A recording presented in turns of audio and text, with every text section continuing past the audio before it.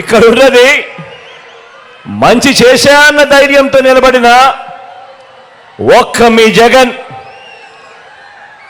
చుట్టుముట్టినది గతంలో ఏ మంచి కూడా ఏ పేదకు కూడా చేయని అబద్ధాలే పునాదులుగా, మోసాలే అలవాటుగా పెట్టుకున్న 10 మంది కుట్రదారులు అటువైపున. ఒక్క మీ జగన్ మీద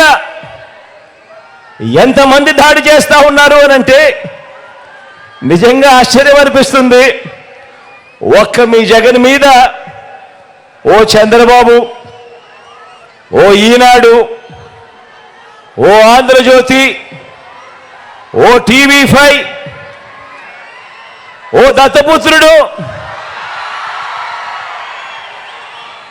ఓ బీజేపీ, ఓ కాంగ్రెస్, ఇవన్నీ సరిపోవంటూ ఇన్ని కుట్రలు, ఇన్ని అబద్ధాలు, ఇన్ని మోసాలు కుటిల పద్మవ్యూహంలో వీరంతా కూడా ఒక్కటై బాణాలు సంధిస్తున్నది ఒక్క మీ జగన్ మీద. మీకు మంచి చేసిన మీ బిడ్డ మీద, మీకు ఆ మంచికి మధ్య మీ సేవకుడిగా ఉన్న ఒక్క మీ బిడ్డ మీద ఇంతమంది దాడి చేస్తా ఉన్నారు. అయినా మీ బిడ్డ అదరుడు, అయినా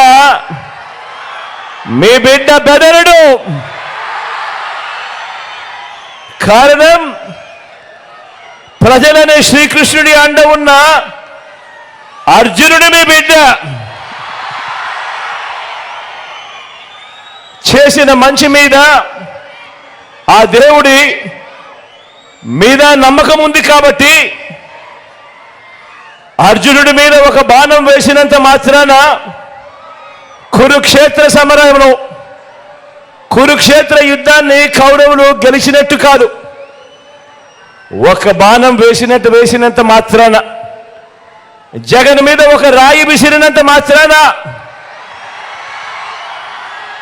జగన్ మీద ఒక రాయి విసిరినంత మాత్రాన జరగబోయే ఎన్నికల కురుక్షేత్రంలో ఆ దుష్ట చతుష్టయం ఓటమిని, ఆ పెత్తందారుల ఓటమిని, మన పేదల ప్రభుత్వం గెలుపును ఎవ్వరూ ఆపలేరు.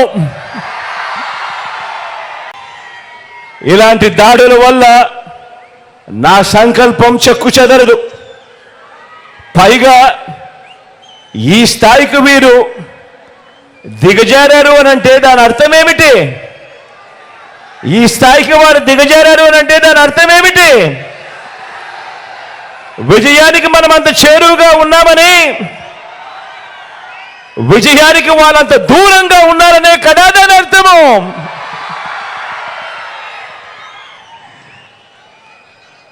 అందుకే చెప్తా ఉన్నా, ఈ తాటాకి చెప్పులకు మీ బిడ్డ అదరుడు, మీ బిడ్డ బెదరడు. మీకు సేవ చేయాలన్న నా సంకల్పం మరింత పెరుగుతుందే తప్ప ఏ కొంచెం కూడా వెనుకడుగు వేసే ప్రసక్తే లేదు. నా నుదుటి మీద వారు చేసిన గాయం, నా నుదుటి మీద వారు చేసిన గాయం దేవుడి దయతో అది ఇక్కడ తగల్లేదు, అది ఇక్కడ తగల్లేదు. అంటే దాని అర్థం దేవుడు మీ బిడ్డ విషయంలో ఇంకా పెద్ద స్క్రిప్టే రాశాడు అని చెప్పి దాని అర్థం.